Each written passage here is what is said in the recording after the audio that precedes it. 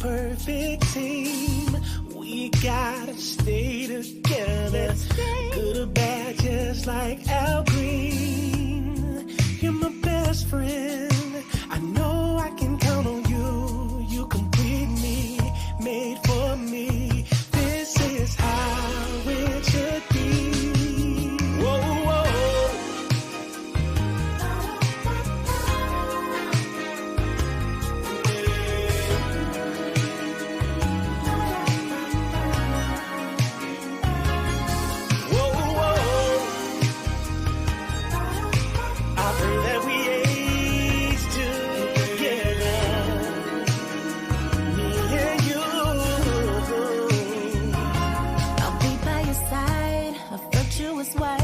Your biggest supporter, I won't get out of line.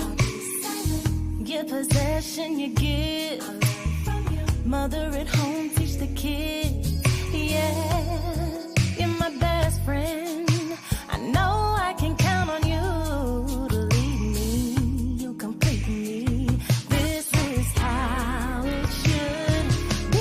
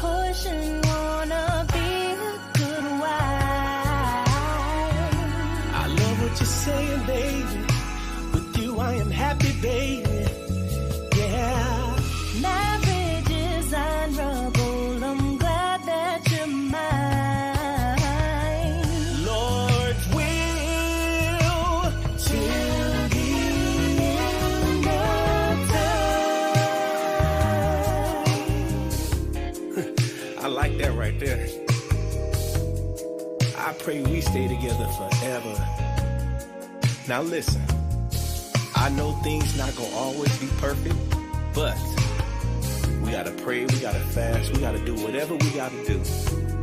I'm talking about whatever we gotta do to stay together. I'll do whatever you say.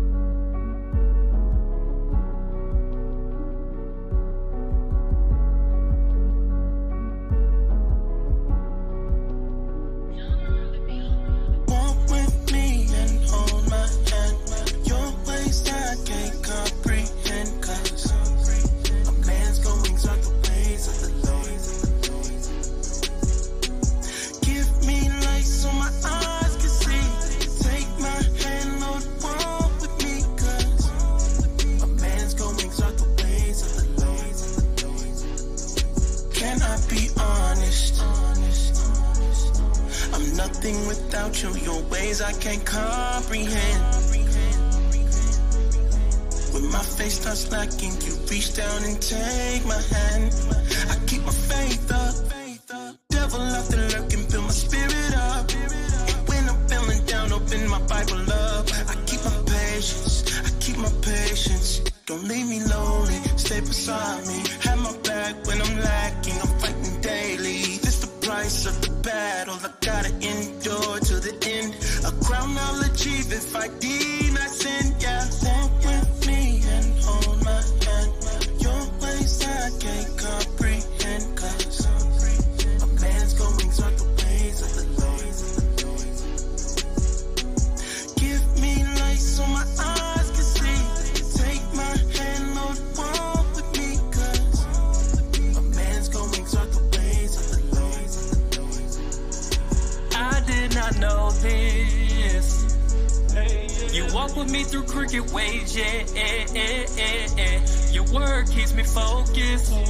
That's when I have successful days, yeah. You said you gon' train up your child in the way I should go. I don't go left, I go right, I walk straight on the road. Yeah, unrepentant, call it strange. They got Caesar on their brains. They proceed to call me lame, even though they see the change. Heathens are dealing with side of me. Why you stay purchasing a nigga up out of me? I just want you to be proud of me. Walking with you, that's the way that it ought to be. Correction ain't coming, but not on the nigga, so commonly I'm gonna listen. Cause there's no victory without the vision. Hold my hand, your ways I can't comprehend, cause a man's goings are the ways of the Lord. Give me light so my eyes can see. Take my hand, Lord, walk with me, cause a man's goings are the ways of the Lord.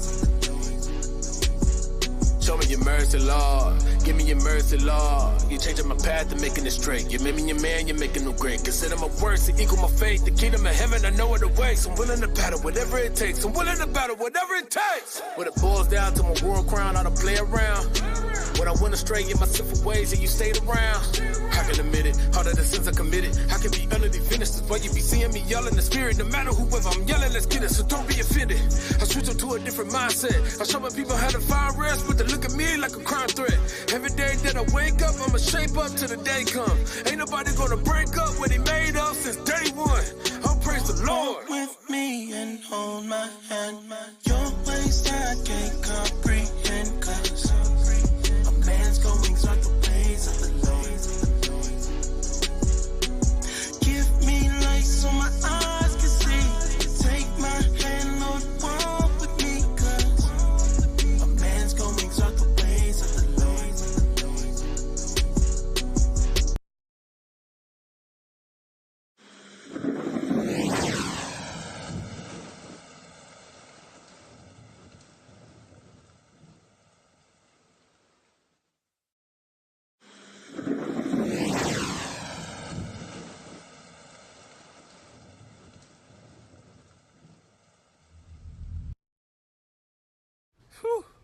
Hey, man, that thing was fire, ain't it? Bro, Man, lit. bro, That thing we was went super crazy, lit. man. Hey, but look, though, man, I got something I got to tell y'all, bro. What? I got a sister that I've been looking at, man. What I'm sister? going to show it to you right now. Look, this sister right here. Oh, Judy, you see who that is? Wait a minute. Is that the... Yeah. Oh, that's no. Too new, bro. Hey, nah, look, bro, you gotta leave her alone. I'm telling you, bro. No. She needs No, some I'm growth. telling you. This is the one for me. Not right now. Man, for right now, forever. Bruh, if you mess with that girl right now, you're gonna be stuck with a dragon on your hand. Mm-hmm. You know what the scriptures say about that, too. You lay with her, you stay with her. You right. So you serious about thinking about... Like I said, she too new, bro. Bruh, Just leave let her alone. For now. Leave her alone, bruh. Leave her alone. All right, man. Take the counsel, man. Bro, All give right, us you some good counsel. All right, man. My car right here. I'm going to see y'all tomorrow then, man. All right, All right, meditate bro. on that, man. All right, Meditate bro. on that, All right, man. bro. All right, Leave bro. her alone, bro. Yes, sir. All right, bro. Leave her alone, bro. You ain't nothing but a ass nigga. And I'm like, oh no, I'm gone. No, oh no, don't mess with Dragon. And I'm like, oh no, I'm gone. Oh no, don't mess with Dragon. Yeah. Listen here and listen clear. The So we're gonna hit home for some of y'all. Yeah, yeah, yeah, yeah. Didn't we just read it?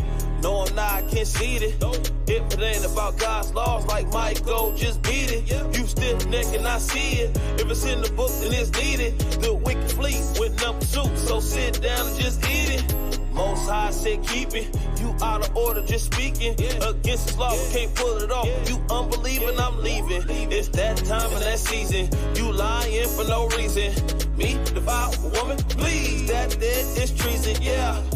I need a pillar of rest, not a pillar of stress. My spirit is vexed. A woman like you is worse than death. I wanna do right, but you worse than left. I'd rather be alone than hurt my rep.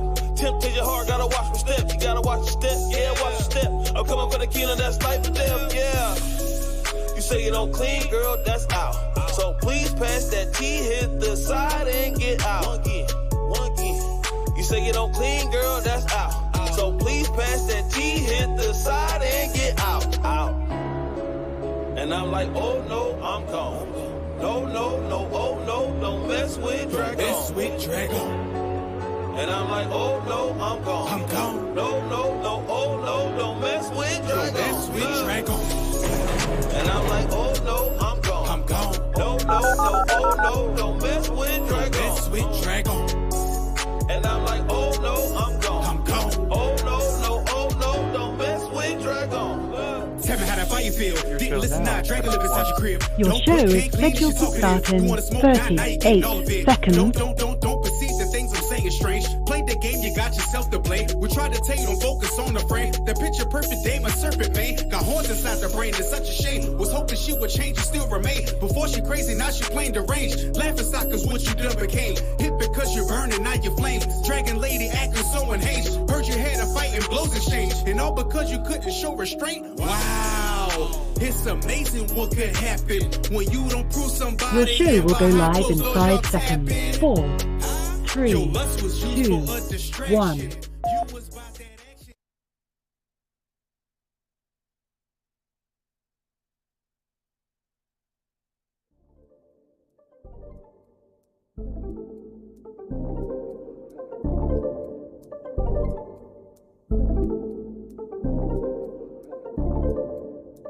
It's that time again. Yeah.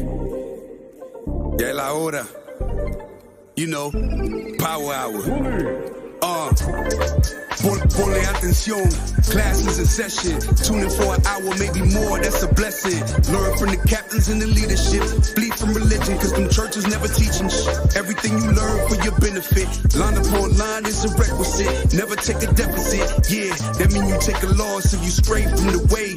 You get the understanding if you study every day. Apply what you learn and bless when you pray. There's one interpretation, man, it's say what it say. Ya viene el tiempo, entra para el templo. Aprende del maestro con talento. La Biblia es el centro, usando a Israel como instrumento. No te pierdas en doctrina como viento. Estudia y ora y aplica.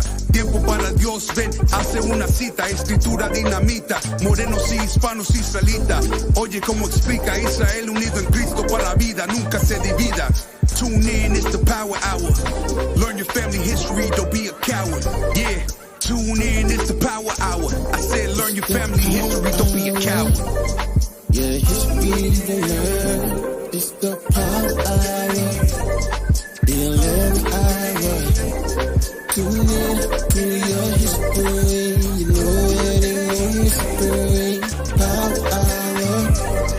The 11th hour. You know you true history. 11th hour. Power hour. Shalom, shalom. Welcome to the Power Hour Plus edition. I am Captain Joshua. Officer Shia. Soldier Eric. Soldier Tobias. Shalom, shalom to the 12 tribes, Shalom. all listening in. All right. I sound a little staticky. Test. It's a little better. Now I sound real faded. Normally I hear myself clearer. You still messing with the levels? Check. Yes, sir. I'm just evening you out. Okay. Please do, because it's bothering my ears. All right. Let me see. No, it's getting there. No, now I sound muffled again. Oh. Check, check, check. How's that? Let me see. Does that sound good? The power hour. Checking, check, check. I think, okay, that's better. I'll deal with it, I guess. We should have had that going. Yes. Hey, so we are back. We had a little hiatus from the show, all right? I feel like it was it only 1 week? I feel like it was more than that. 2. It was 2. Why did we miss the previous week? Was I New not moon. well? New moon. New moon. Oh, and then we had the other. Okay, so that's what it was. All right. I was New like, was moon, I sick and then, like, again? Kaner, I don't remember. Purim. Right. That I remember. I remember. Well, we are back. And I'm very excited to do this show today. I've been going over our series on Boys to Men and how, Black, Latino, Native, Indigenous men need kind of those father figures, those people to grow us up into proper men, not just physically mature, but all the responsibilities that come with it. We will continue that series, Lord's will, okay? We will continue that series, Lord's will. But it's going to be next week because we have a very special guest tonight. Those of you who have followed the show before, you remember, it was about over a year ago. A little we over had a Dr. year. Sanchez, the founder of the Brown Berets. That's right. We had a really great interview with him, and in that synergy, and speaking about the Panthers, the Brown Berets, we often mention the Young Lords. Yes, we and do. a lot of people don't know who the Young Lords are. I'm a little partial to the Young Lords. I was gonna say you didn't know who the Young Lords were. I didn't as a kid. No. And you grew up you were born in New York. I was born and raised in the Bronx, but being so-called Puerto Rican, all right, that was the essence of the Young Lords group. So I'm not going to give too much away because I really want to hear it from the source of our guest tonight, who is much more well versed in this type of research. We have esteemed Baruch professor, Dr. Johanna Fernandez, joining us, and I have a little write-up here. Do we have the picture of the book, The Young Lords, A Radical History, that we can show the audience? Johanna Fernandez, all right, she has her PhD. She's an associate professor in Baruch's Department of History. She recently won a slew of awards for her latest book, The Young Lords, A Radical History. I'm reading this off the Baruch News Center site.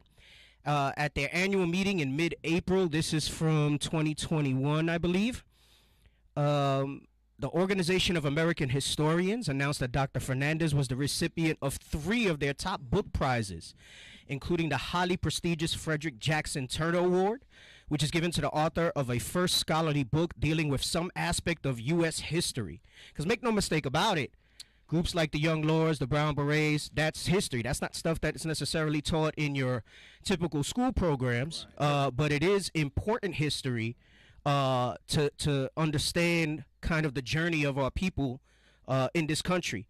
So her book traces the history of the Young Lords, a Puerto Rican counterpart of the Black Panther Party. She also received the, I don't know if I'm going to say this right, Merle Curdy Social History Award and the Liberty Legacy Foundation Award, all right?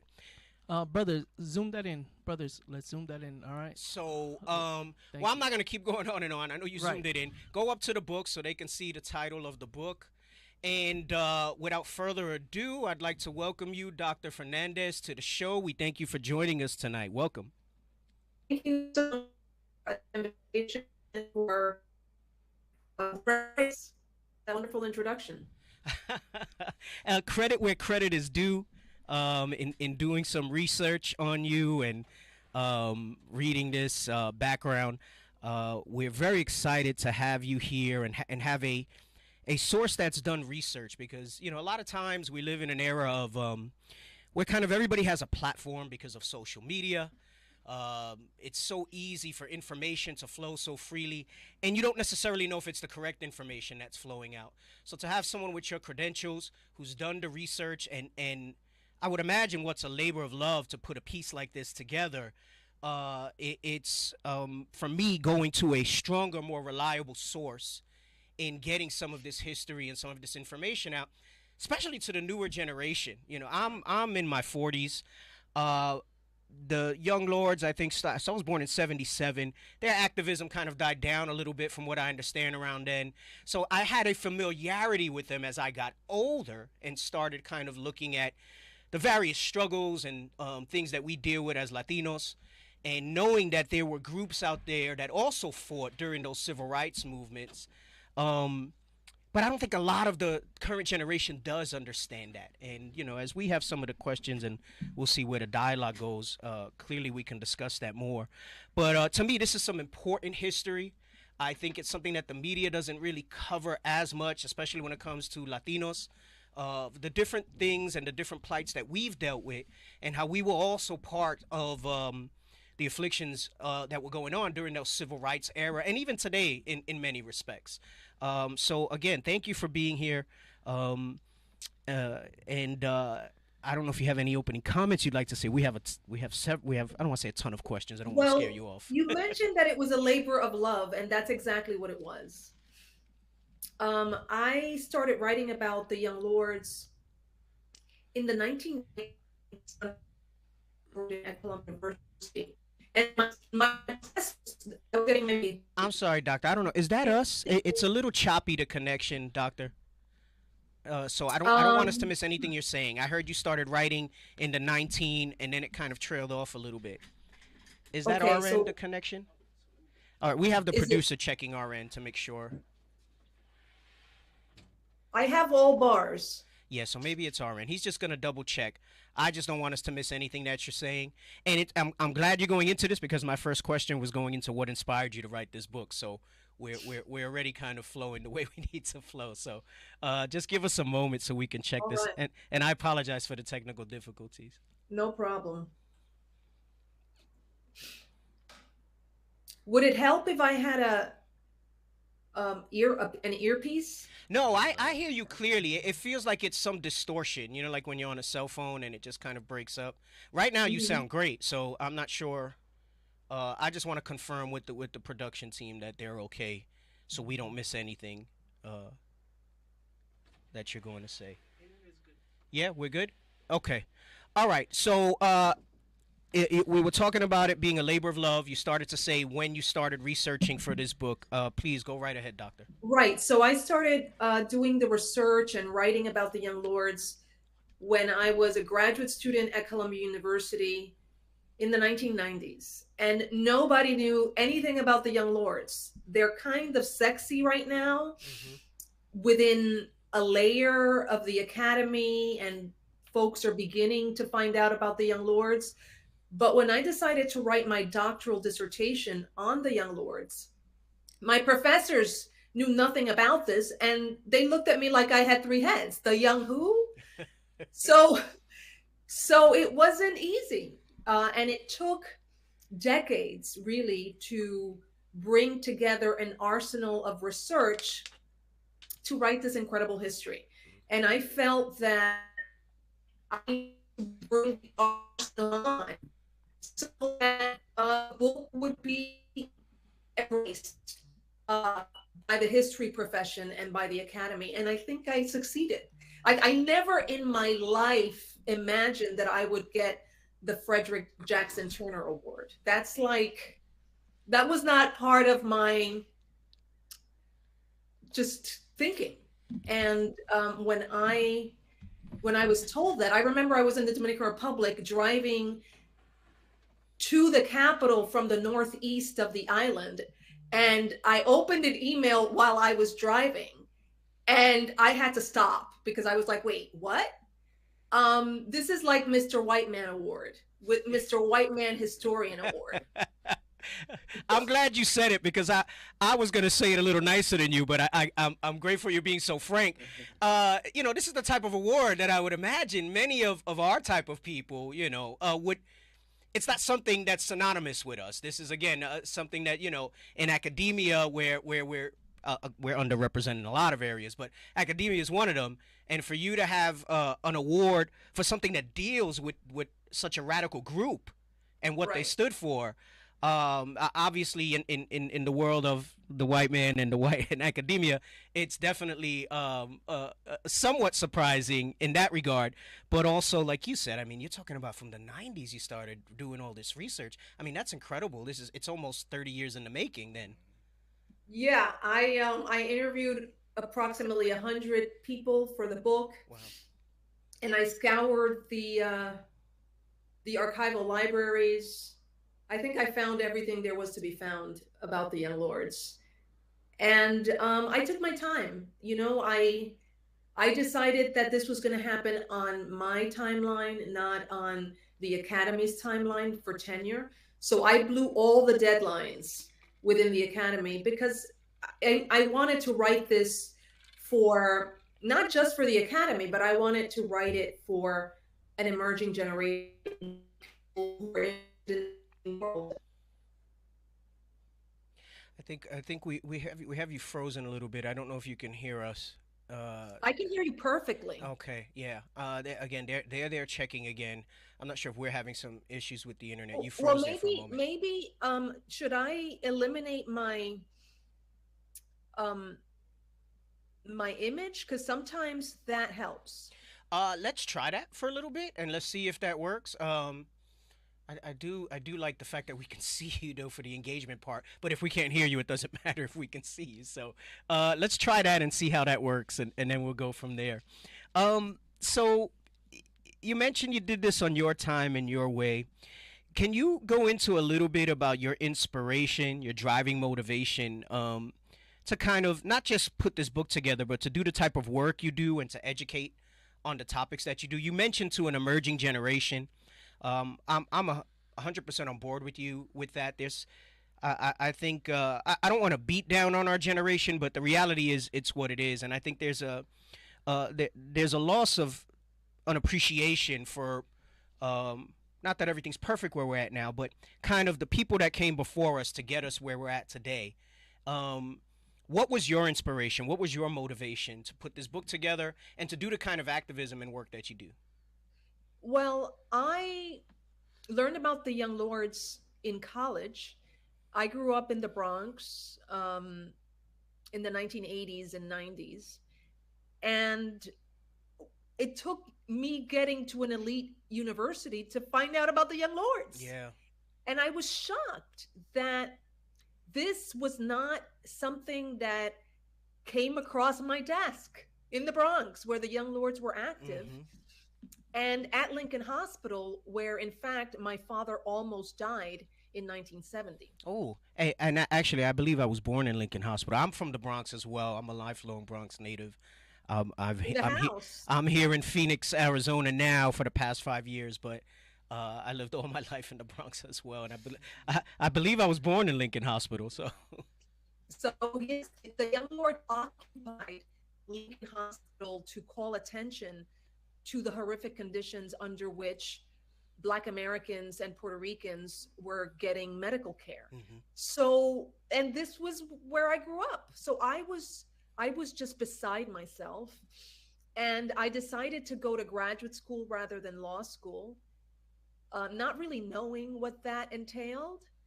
And if you're going to get a PhD, you have to write a doctoral dissertation that's based on original research. And I decided to write my dissertation on the organization because the Young Lords is one of the most successful and effective organizations of the 1960s, of what is known as the New Left, of which the Young Lords and the Black Panthers are a part. These were the people who transformed our understanding of race in the United States, the relationship of people of color to white people. These were the people who fought against the Vietnam War, who changed our understanding of gender oppression. These were the people who changed America in the 60s. And the Young Lords were one of the most successful groups within that umbrella known as the New Left, and nobody knows about them. Yes. Yes, I know, and it's one of those things where, I mean, part of me feels this is largely by design. I think there's a larger agenda to create this unity amongst blacks and Latinos. I know moving out west, I've seen a divide in see, it wasn't like that in New York. I think blacks and Hispanics kind of growing up in the same neighborhoods and everything, and I try to share that with a lot of people out this way in the West. We grew up in the same projects, we grew up in the same tenements and things like that, so it wasn't some strange thing. And out here in the West there's a little more of a divide in that, but I think when you start to see that our oppression and our struggles were very much the same.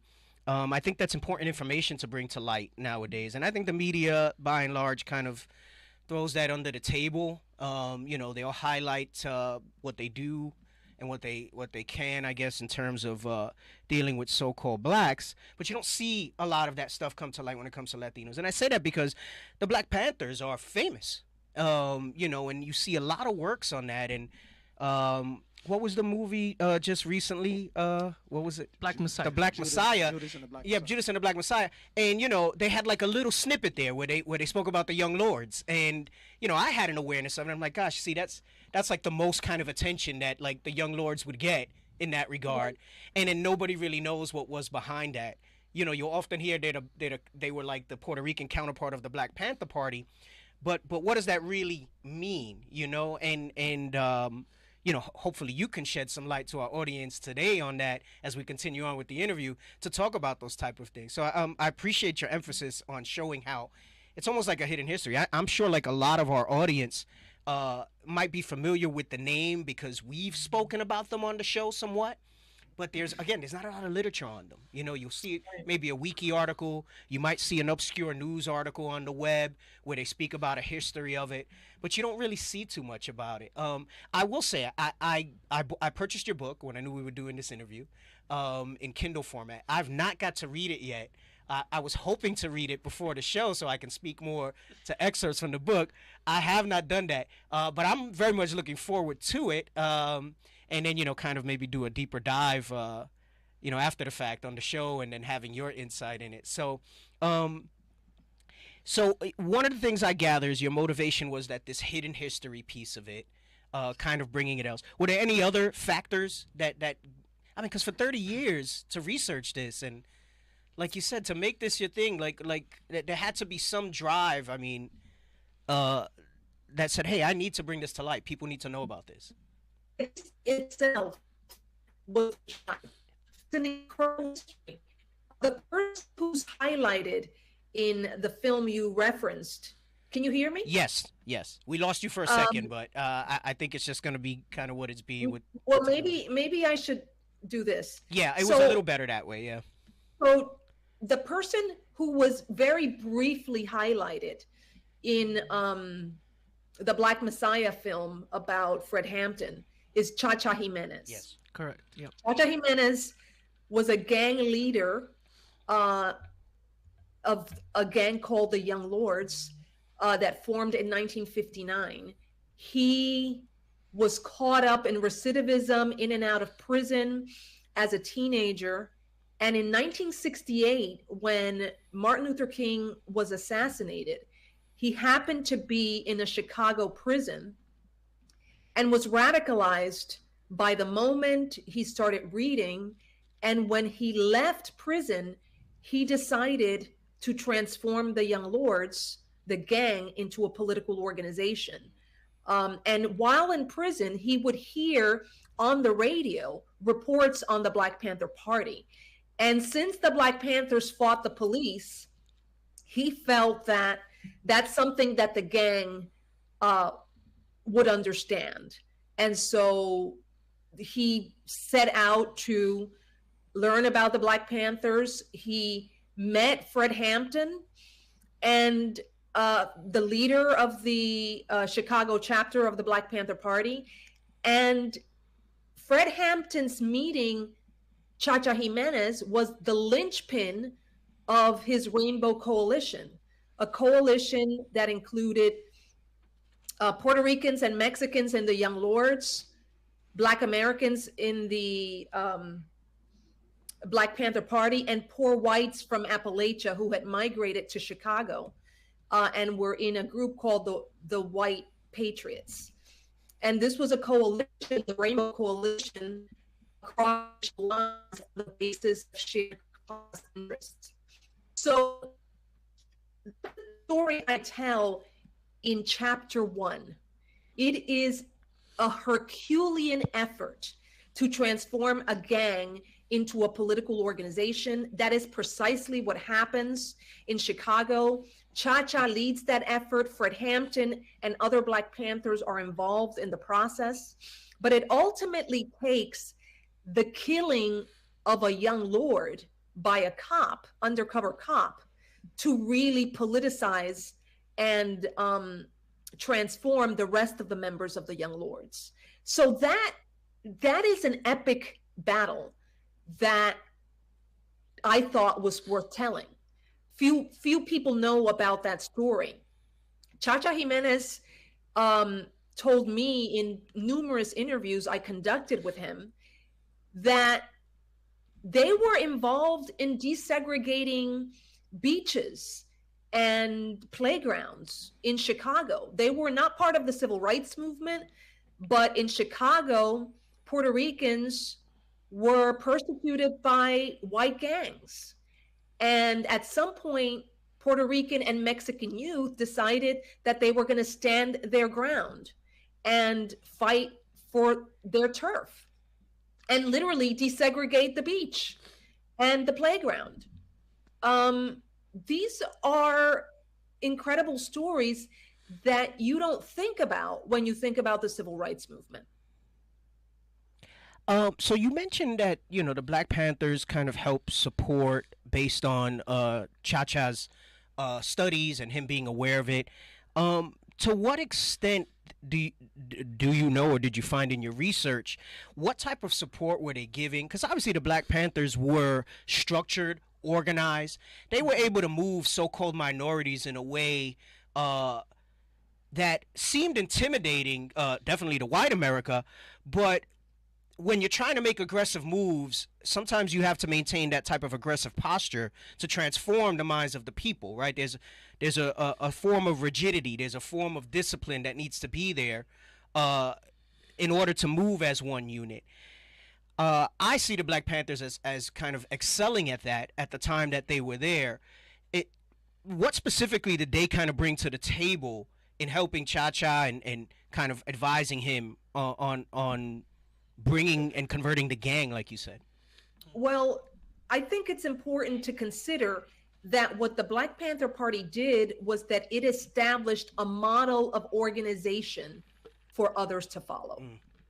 You can't underestimate how significant that is.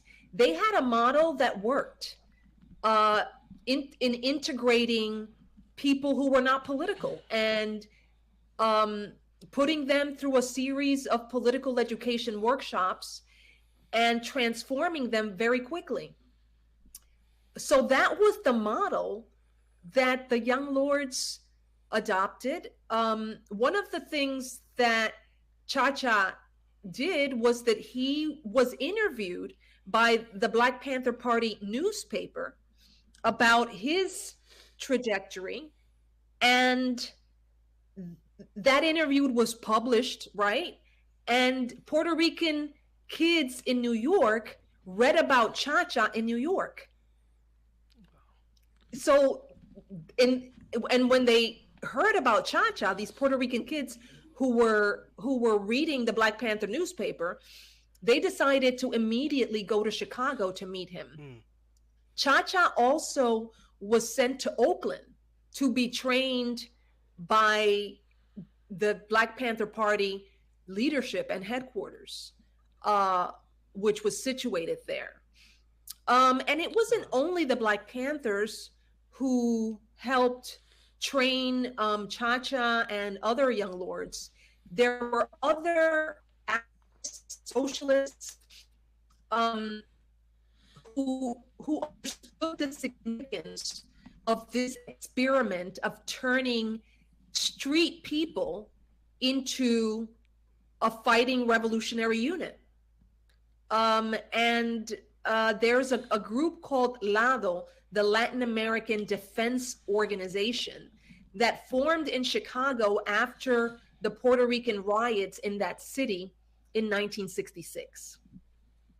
So LADO, as soon as, you know, they heard that the Young Lords were being politicized, that the Black Panthers were involved, they went up to Lincoln Park, where the Young Lords were organizing, and began to help them publish their newspaper, which they called Pitirre, which is a little bird in Puerto Rico. And it was later called the YLO. So the training came from different sectors, but the most important thing was the structure of organization that the Young Lords adapted from the Black Panthers. If you think about it, you need that, because it takes years for folks and activists to figure out what kind of organization they want to create and what it's going to look like, what its leadership structure is going to be. And the Young Lords didn't have to figure that out from scratch. They just adapted what was out there and what was working from the Black Panthers. And of course, it wasn't a replica. There was a different culture and there was differences. But ultimately, the Young Lords, like the Black Panthers, considered themselves socialists. They believed that class oppression was tied to racial oppression, and they wanted to organize in the community. So the Young Lords in Chicago started doing breakfast programs like the Black Panthers. They established these health clinics, and the one in Chicago was very, very successful. And there was a willingness among other activists to join in and help the effort. And that's amazing that you say that, because as you're speaking about how critical it is to have that organizational structure and so on, and how that's something really that in the research we've done in covering various topics on this show, that's one thing that always stands out. I mentioned at the beginning during your introductions, I believe it was about a year ago, we actually interviewed Dr. David Sanchez, the founder of the Brown Berets, which is sometimes referred to as like the Mexican version of the Black Panther Party. And I get where that comes from, because again, the Black Panther Party is known. They're famous, right? It's something that's very easy to pick up in the media. Almost anybody, even if you're not black, knows the Black Panthers, right? But not so much the Brown Berets, not so much the Young Lords. Sure. And he also mirrored a lot of what you're saying as this as well. And that was the big takeaway we took from him. Right. And he spoke about, he used the term exchange of talents. Yes. Is what kind of happened between the different organizations. And he said, listen, they would send guys to us, we would send guys to them, and that's what kind of helped us really kind of make a mark in the communities that they were serving. Right. Dr. David Sanchez had mentioned he had the coffee shop that they opened, right, with their own money, and how he had a lot of the guests from Black Panthers come. And he had said that also a lot of brothers from the Young Lords had came and were amongst the Brown Berets, so there was a lot of intermingling, helping one another. In your research, did you see a lot of that as well, as far as the Brown Berets and their involvement, like all these groups together? Absolutely. So the Young Lords covered the struggles of the Brown Berets, Chicanos in the West Coast in their newspaper, and in Chicago, the Young Lords was composed of Puerto Ricans and Mexicans. So there was a tremendous amount of solidarity. When I interviewed the folks in Chicago, the Young Lords, they mentioned that the Black Panthers didn't think that they were better than the Young Lords. They worked together toward a similar end. And there was a tremendous sense of solidarity. There was optimism about the future. People really believed that revolution was, you know, not far away, and that people of color and white Americans who were progressive needed to come together and take the reins of history in their hands. Let me ask you, being that this is something that, I guess I'm going to ask this. This is a two-part question. We know that you say, you know, you discovered that many people did not know about them. I like yourself, you said you didn't learn about them till, you know, you went into college. And I didn't learn about them till I started researching, you know, different activism and really trying to look at examples in history to kind of see our faces. Like I said, you know, I grew up, you know, in the South Bronx, Puerto Rican upbringing, and you know, I didn't see a lot of that. You don't see a lot of that activism. Do you think that was by design? Do you think, like, what's your, in your research or in your opinion, why is it that it's something that's so obscure that, you know, you have to go to universities or have to stumble across it somehow? Well, think about the conversation that's being had today in American society around critical race theory. Mm-hmm. The country is having a nervous breakdown over teaching people the history of racism in America. Yep. Oh, boom. It's not something that started today. It's a strategy of colonial domination. Mm. If you are going to dominate a people, you have to strip them of a sense that they have a history and a culture, because that helps people come together and have a sense of their common goals, their common past, their common oppression. And it's the basis for a struggle against oppression. So it's one of the many strategies of colonial domination. One of them is that, strip people of their history and culture. The other one is strip people of the land. Another one is demonize the people you're going to oppress. Oh, yes. We've gone over that quite a bit on the show, and the demonization part for sure, and the stripping of that identity and what they represent. So we certainly can relate to understanding that here on this show as you bring that out. Definitely. So yeah, so you know, by design, sure.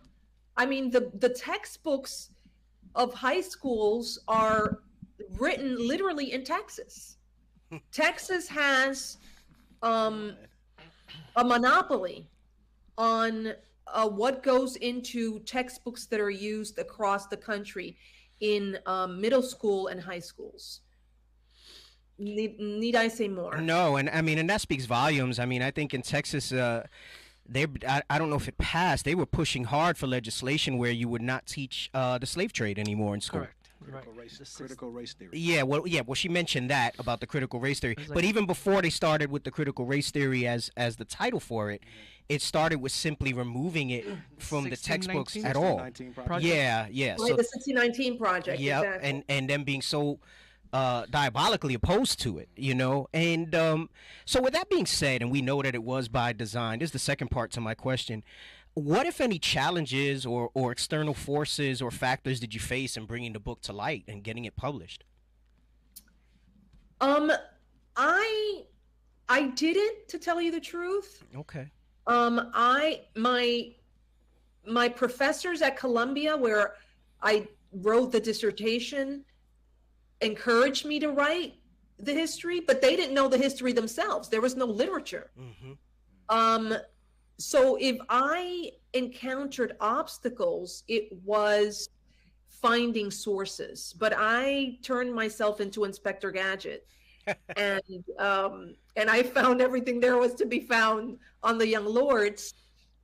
It was not easy for me to get a job, because as a professor, you have to write a letter to apply for a job that's advertised. And in that letter, you have to write about what you're writing about. And no one knows who the Young Lords are. Right. So then they're like, what is she talking about? What is this craziness about?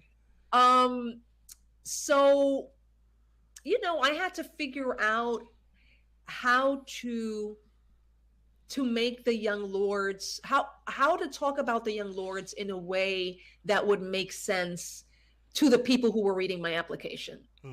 So most people don't know that the first known patient bill of rights was drafted by the young lords at Lincoln Hospital in collaboration with workers in the hospital and doctors. The first patient bill of rights. Wow. Something that we take for granted today. The young lords are credited with the passage of anti-lead poisoning legislation in New York because they occupied the office of the health department, because lead poisoning among children was a disaster on wheels. There were lead belts in the city, in East Harlem, neighborhoods in Brooklyn and the South Bronx. That is neighborhoods where children, Black American and Puerto Rican children, were dying because they were eating chipped paint from the walls of these tenement buildings. And so the young lords, went to town, they occupied, they went door to door, tested people for lead poisoning and children, and discovered that something like 30% of the children they tested were lead poisoned. And lead poisoning is a neurotoxin. Lead is a neurotoxin that you can't reverse. That brain damage. And so all the ruckus they created around this issue finally led the city to pass legislation.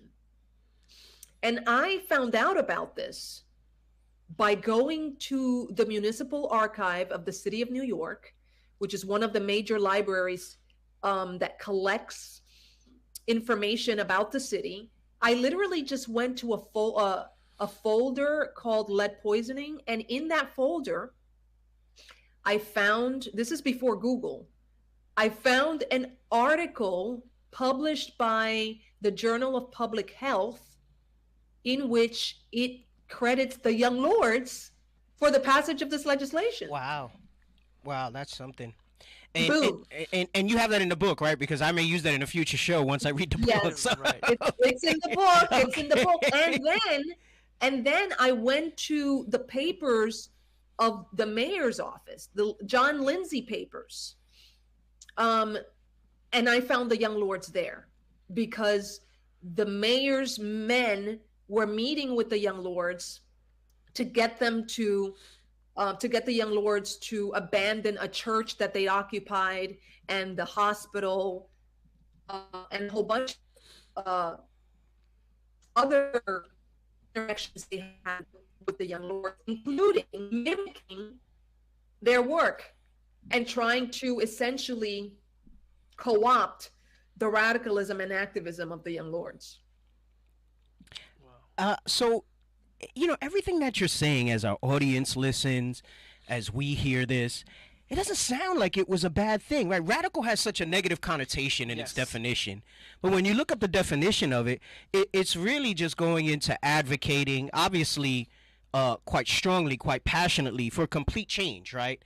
And I guess what makes it radical is that you're trying to upset the status quo in how you do it. But you hear radical and like in the media and everything, it's part of that demonization, I think, when you say radical. Exactly. Some of the synonyms for radical are revolutionary, progressive, reforming, and those things are scary to the establishment because it upends what they've been trying to conceal all these years. Part of the history. So I use that word deliberately in the title of the book. The book is called The Young Lords, A Radical History. Yes. And radical essentially means grasping at the roots and root causes. People who are radical historically have wanted to identify the root causes of social problems. Those are the good guys, not the bad guys. Yeah. But it upsets the apple cart, as you said, and no system wants to be challenged. And radicals argue that if if the cause is deeply rooted, you need to uproot it. Yep. You need to transform society if you are seriously committed to improving society and undoing the wrong. Absolutely. And knowing that that's the case and the negative connotation that that has, it's known that the U.S. government has throughout history taken a very aggressive approach in terms of minority groups uniting their activism. We know that the Young Lords were targeted by the FBI's COINTELPRO program. Why do you think this is the case in general, and why specifically with the Young Lords? Because again, it doesn't sound like anything that would seem, you know, things like Patient Bill of Rights, so on and so forth. It wasn't like a group trying to necessarily, quote unquote, overthrow the government. Right. Obviously, we know how the media and the establishment will try to portray those things. In your research, did you find a lot of that? Why do you think they were specifically targeted by that COINTELPRO program? Well, I think it's important to say that the Young Lords, like the Black Panthers, were self-proclaimed revolutionaries. Right. They believed that capitalism is a system organized around profit and its pursuit that ignores human need, and that's a bad thing. So they were socialists, self-proclaimed socialists. They believed that slavery and capitalism grew up simultaneously, and produced white supremacy and the exploitation and oppression of working class people. And you were not going to end white supremacy without ending the system upon which it was built. However, they were not alone. In 1969, 2 million students polled said that they believed in the importance of building a revolutionary party in the United States, right? In the United States. So 1968, 1969, these are years of radical imagination, of radical hopes, of revolutionary hopes. Martin Luther King, if you read what Martin Luther King is writing and the speeches he's giving in 1967 and 68, you'd say that he sounds like Malcolm X. Yeah, and you know what? And that's another topic we've discussed in our organization as well, is you find out later on, I guess, that Dr. King was kind of seeing the writing on the wall for what it was. And there's that speech that he gives years later, right, towards the end of his of his life, where he's speaking about he feels he's integrated his people into a burning house. Correct. Right. So you can kind of see the shift in motivations in what he was realizing as all this information came to light. Yet those writings are hidden. Yeah, they always speak of the I have a dream, and they'll kind of let that prosper, but they don't speak about what you're talking about, where, you know, Malcolm X was obviously extremely demonized. Correct. And though they may have had various different methods in how they went about things, it was all the same cause. Like, it's really, you know, you said something that may seem pretty obvious, but I guess in you saying it, it kind of, you know, that era of the 60s, the civil rights era, I mean, it was profound. It was profound, yeah. So the Young Lords and the Black Panthers were not out of character. Right. It was right in line. In sync with what most Americans agreed with. Most Americans at that moment agreed that there was something profoundly wrong with the country. Most Americans agreed that we had no business fighting a colonial war in Vietnam and killing the Vietnamese. And Americans, both Black Americans, Mexicans, Puerto Ricans, but also I said white Americans, they were fighting against the war. So you know what I tell my students and what I say when I'm giving a talk is that you have to consider that after World War II, what emerges in the world era of wars and revolutions against European colonial rule in Asia and Africa, and U.S. colonial rule in Latin America. Right? There's the Cuban Revolution. There's the revolution in Algeria. The maps of Africa. The map of Africa is transformed by these wars of revolution for independence, essentially. The colonized nations are fighting for independence. So revolution was in the air. And if you were asked, who are you going to stand with? Do you stand with the slave master or with the slave? Most Americans were going to tell you, oh no, I stand with the slave. Do you stand with the colonizer or do you stand with the colonized? Oh, we stand with the colonized.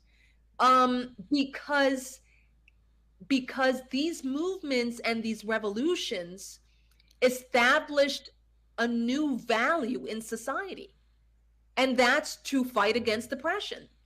And so, but of course, this was a threat to American political rule in the world. So at the moment when the Vietnamese are kicking American butt in Vietnam, it was very dangerous for the Young Lords and the Black Panthers to essentially establish communication with the Vietnamese and say, yeah, we agree with your defiance and with your battle against the American colonial military industrial powerhouse that's devastating your country. So yeah, this was also the height of the Cold War, right? The fight against so-called communism. So there was a lot of surveillance, not against the Young Lords and the Black Panthers, but Martin Luther King, Malcolm X. The white organizations were also surveilled, but the American government and COINTELPRO, the counterintelligence program of the FBI, reserved special anger and vitriol for the Black Panthers in particular. And they launched a homicidal campaign against the Black Panthers that the Young Lords didn't experience, for example. However, the Young Lords were surveilled. Chacha Jimenez was followed and arrested numerous times in Chicago. He had to go underground because the cops were on him. And what the FBI did, especially in New York, because the organization spread from Chicago to New York eventually, was that they were able to break bonds of trust among people who loved each other. Think about it. That's the best way to break an organization. If you begin to distrust your sister and your brother. And that's part of the, some people may not be aware, the COINTELPRO program, they would infiltrate these organizations, meaning planting people in there to cause that type of distrust, to cause that disunion. They would attempt to discredit key figures and try to really disrupt these movements. Many of our audience may not be fully aware of that. And it's telling how impactful it would be that the Young Lords would even get this type of attention. Because like you said, obviously, the emphasis that they had on the Panthers was extreme. You said homicidal even, I believe. And maybe it wasn't as extreme for the Young Lords, but they still felt that they were significant enough in what they were doing to infiltrate and discredit, to create that distrust and that disloyalty amongst each other. Absolutely. I requested the papers, the FBI papers, the federal papers on the Young Lords, and there are thousands of pages of surveillance of the Young Lords. And I also sued the NYPD, the New York Police Department, for its failure to release to me its papers, which were due to any citizen who requested them under the FOIL law, the Freedom of Information law. Wow. And this was and this was recent. Like, this isn't, it's not like they tried to hide this in the 60s. You started your research in the 90s. So they were still basically trying to uphold this type of information. Exactly. No, absolutely. So they gave me the runaround for years. Wow. And one day I woke up and I decided, why don't I just walk into One Police Plaza? I'm from New York, and talk to these people. And I did precisely that. And they were like, oh, you're Professor Fernandez. Yes, we have your request right here, and we're going to respond to it as soon as possible. And you are going to be happy with the, with our decision. This was in November that I decided. November, I can't remember what year. In December, they hadn't responded.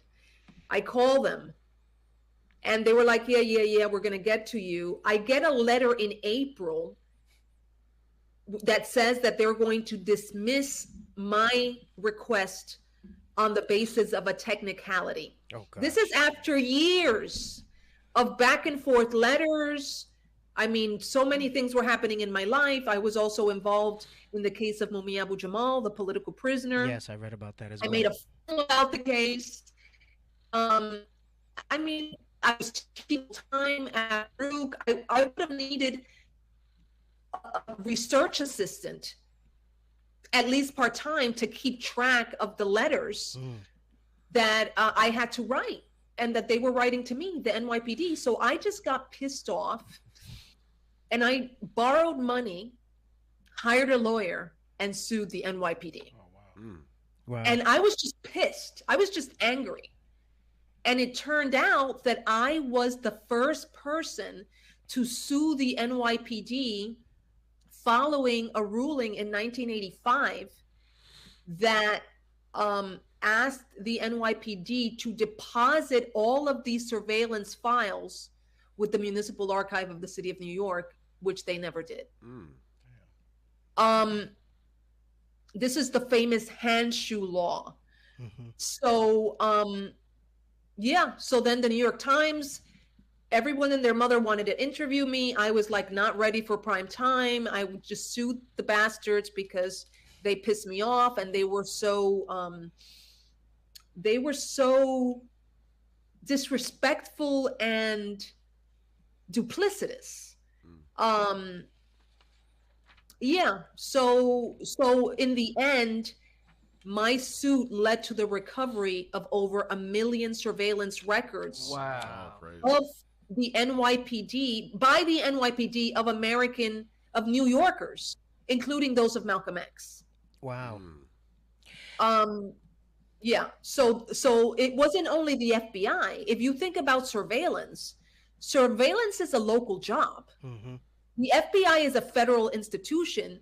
They would have needed the support and of the NYPD as foot soldiers in the surveillance, and that's exactly what you see. And in Chicago as well, I would imagine. You were saying how they were always following Cha-Cha around. Speaking of the New York chapter, let me ask you a little bit about that. Did you interview some of the leaders of that? I know we had Pablo Guzman and others, and obviously it seems like their lives have taken a different turn. Yes, Chair Feliciano. It says that they have like different, their lives have taken a different course, obviously now. You don't really see them prominently in their activism anymore. Can you talk to me a little bit more about that and kind of how they had this rise, they had this impact, and then there was this decline? What did you find was behind that? Do you think it was effectiveness of this COINTELPRO program doing that? Was it a combination of that, and then just maybe, as different generations come up, the drive isn't the same? Sometimes people are pacified by the changes that are there. A gift can destroy the heart and the motivation of people. Do you have a view on that, or is anything in your research that's shown you anything on that? Absolutely. So the first chapter of the book is on Chicago, and Cha-Cha Jimenez is my favorite young lord. I say that everywhere I go. The rest of the book is on the New York chapter of the Young Lords. So I interviewed all of, or most of, the Young Lords in New York, all of its leadership: Juan Gonzalez, Pablo Guzman, the chairman of the organization, Felipe Luciano, the person who was the founder of the organization, Mickey Melendez, the first woman to join the formal leadership body of the Young Lords, whose name is Denise Oliver. She's, by the way, Black American. I also interviewed Iris Morales. In New York, there was a rebellion on the part of the women who called out the men for not practicing what they preached revolutionarily with the women of the organization. So yes, so I interviewed many of them.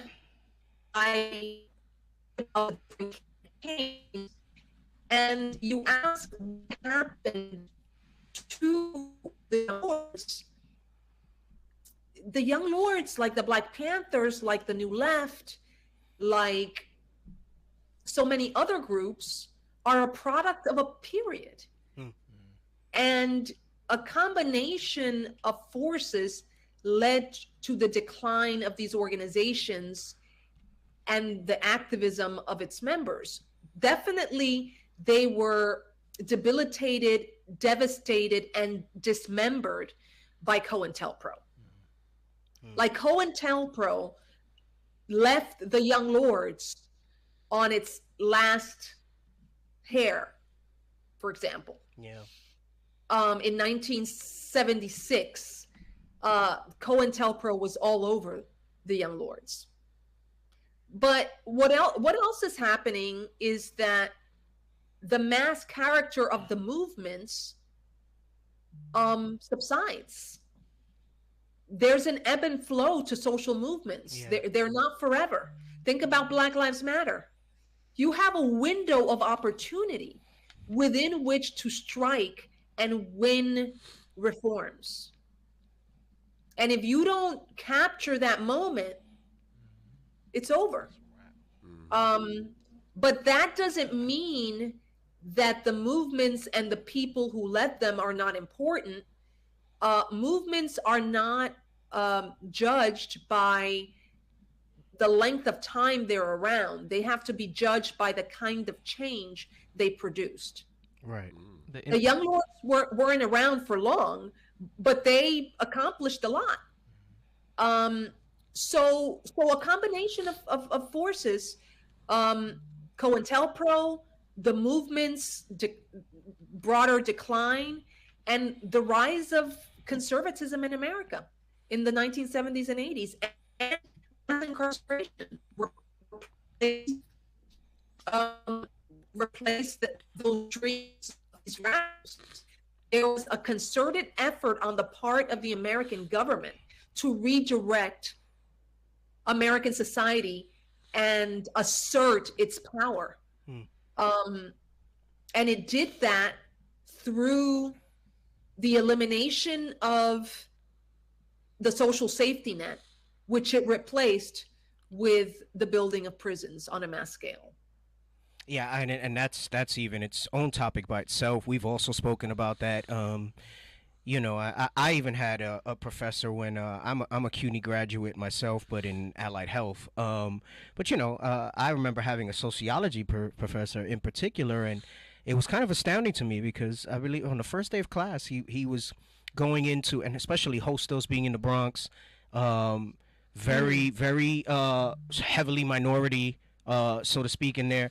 And he basically kind of said something similar to that. He said, you know, this whole system and the way it's all set up, he's like, it's all against you guys, you know, and you know, it's like that school to prison pipeline that they speak about.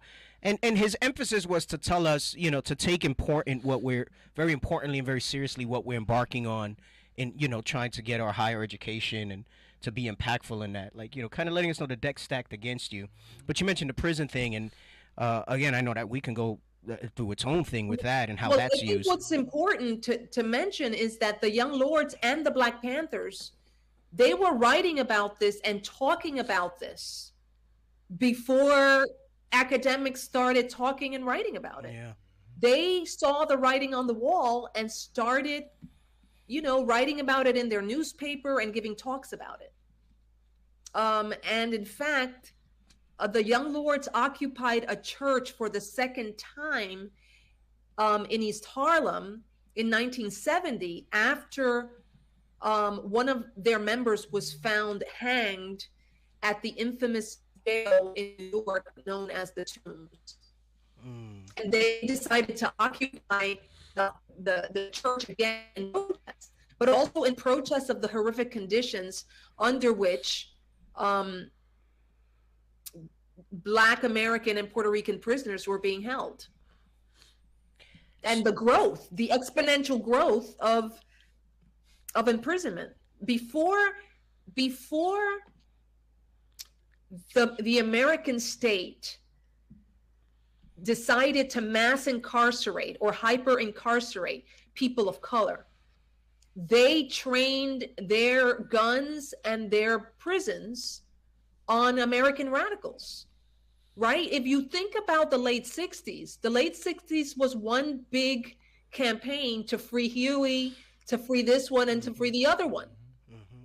Because the American government had an interest in criminalizing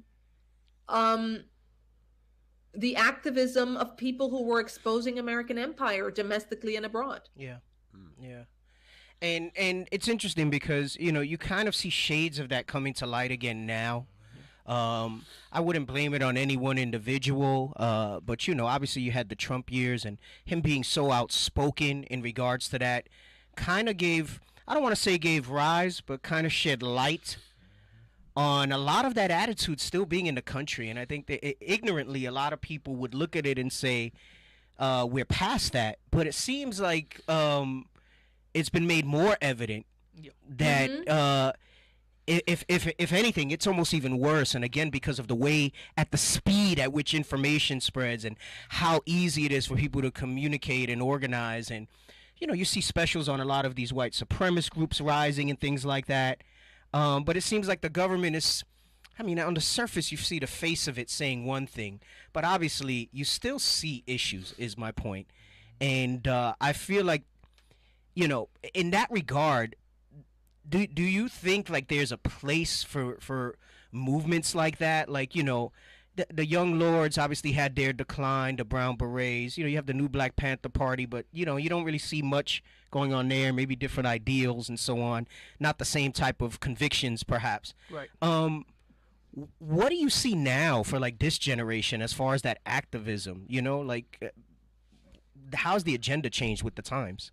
Well, every generation has to develop its own methods of struggle. And they can't be a replica of the revolutions and movements last time, because the revolutions and movements last time were a product of conditions of that period. Right? I mentioned that after World War II, there was a period of wars and revolutions against European colonial rule. And that's going to influence what organizations look like. When I mentioned that the Black Panthers established a model for others to follow, they were following the model of the liberated people of the third world and their army, right?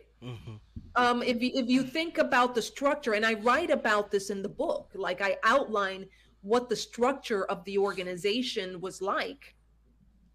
They had, I can't remember now, but they had a chairman, they had the head of education and media, and what did they call themselves again?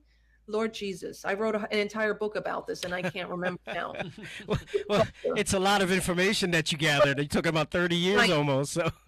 So essentially, they had a central committee. Yeah. A central committee. That's something they grabbed from Cuba. Like the Panthers wore a beret. Correct. The Black Beret, they were much to the Cuban barbudos, right? Fidel Castro and Che Guevara wore black berets. Yeah, that's and right. the Black Panthers adapted that in solidarity with the Cuban Revolution. So organizations have to emerge today out of the conditions of this moment, and also consider that the Black Panthers and the Young Lords emerged after more than 15 years of struggle. It emerged in the mid-60s. In 1966, the Black Panthers, and the Young Lords in 1968 and 69, at the height of radicalization in the country and the world. So these were not organizations that were, around in the 1950s, like the civil rights organizations that Martin Luther King helped build, or the young people of the South built the Student Nonviolent Coordinating Committee in 1960. This is an organization that emerges in the North, and it understands that in the North, racism is much more structural, and it's tied to economic oppression. And that in order to change the condition of people of color in the North, there would have to emerge serious radical reforms, if not revolution. So, but that's a conclusion you draw after more than a decade of fighting for the same thing and getting nowhere. Yeah. Correct. Yeah, absolutely. And obviously, I think my big takeaway in researching these groups, as we've done in different topics on the show, in speaking with you, there's definitely a template that can be followed. There's some commonalities that showed the foundation of what brings success to these organizations, and obviously, like you said, you got to find kind of your adjustment for the era, right? And obviously it was a different era back then. But these things like the structure, the organization, the different programs that they had in place. The commitment, it can be a part-time thing. Yeah, and it's funny that you say that with the commitment. It makes me think of Dr. Sanchez from the Brown Berets. He said they used to call them committed butts, people who were like really about it. He said, really, but you got to be about it 25 hours a day. Yeah, that's what they said. Yeah, and that's powerful. I'm glad that you said that. It's not a part-time thing. Like you have to live and breathe it. And I think that's one of the things that impresses me so much about those that came before us. And like you said, though there were different things that led to their decline, I don't think it could ever be taken for granted. Right. Because, they say hindsight's 20/20, so it's easy to pick apart things after the fact. Right, exactly. But you can't take for granted what they accomplished, how they did it, and I think that's another critical one. I love when I find those common threads in these interviews that we've done and in these shows that we brought out, and that commitment level. She said you got to be about it 24/7. That means no. Right. Even when you're sleeping, you're on it. You're Absolutely. on it, and you're doing that out.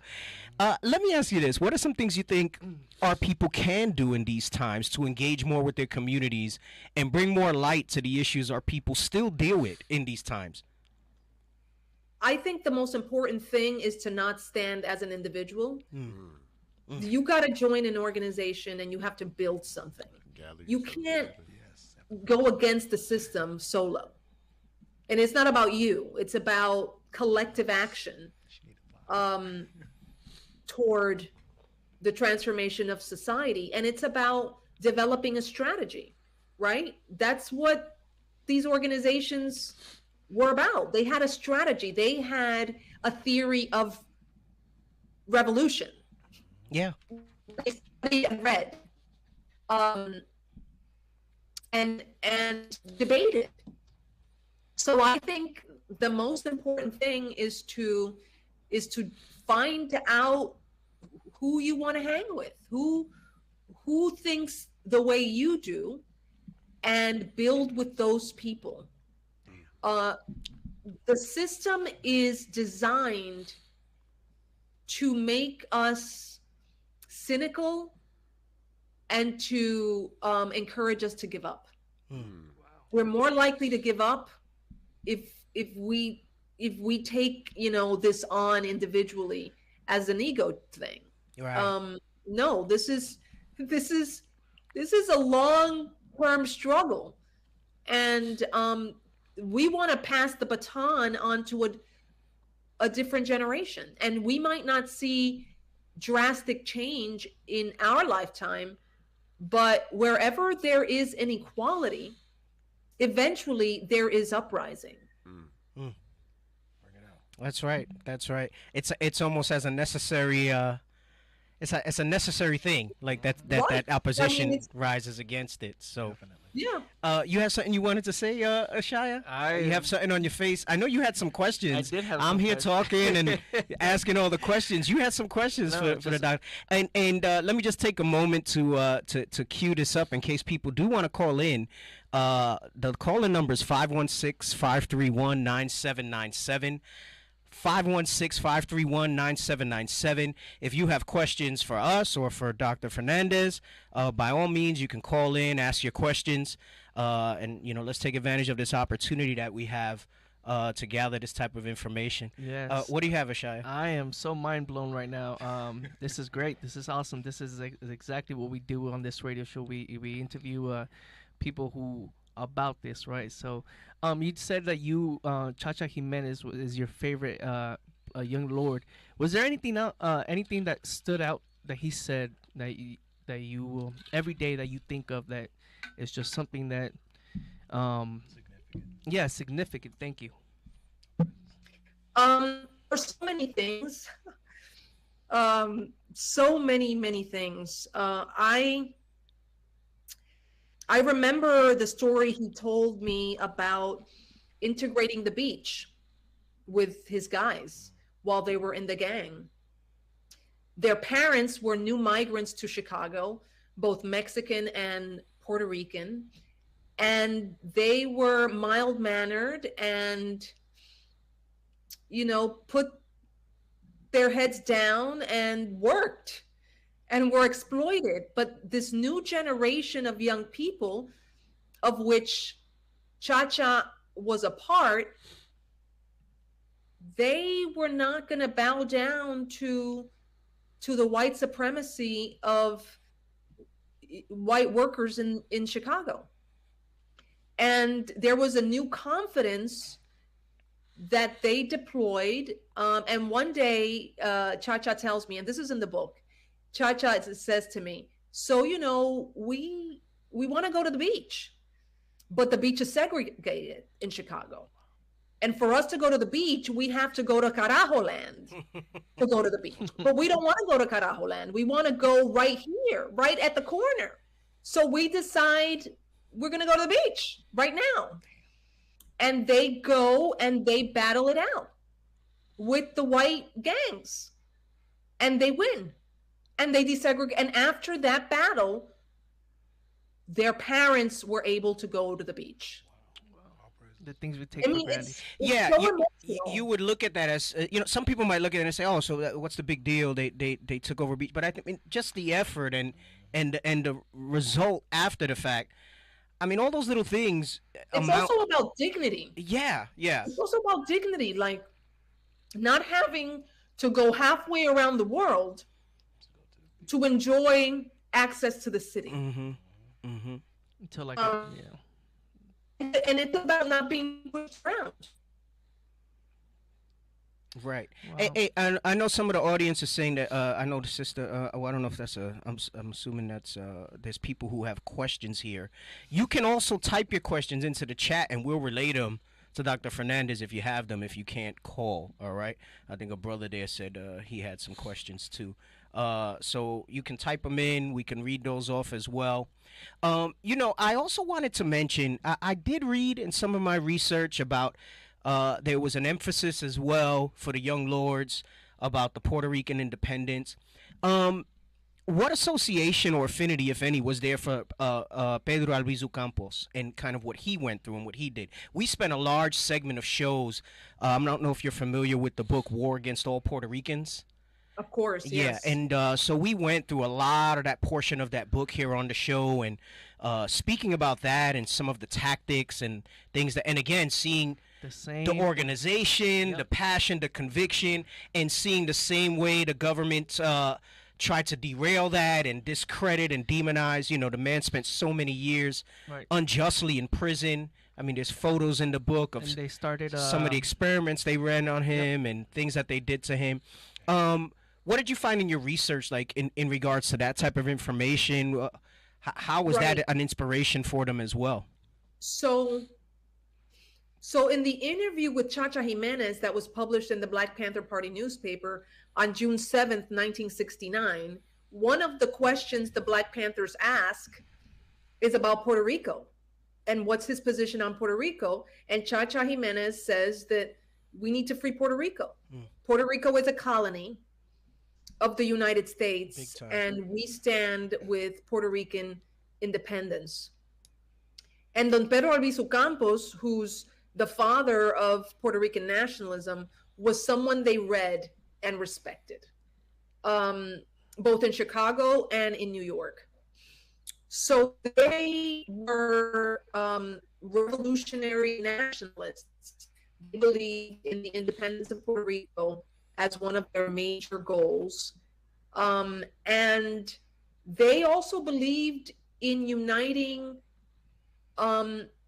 people from Latin America who migrated to the United States.